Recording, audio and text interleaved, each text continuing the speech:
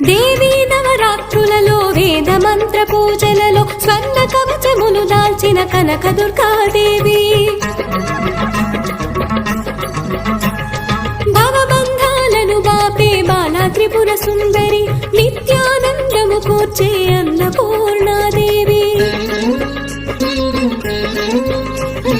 లోక శాంతిని సంరక్షించే సుమంత్రమూర్తి గాయత్రి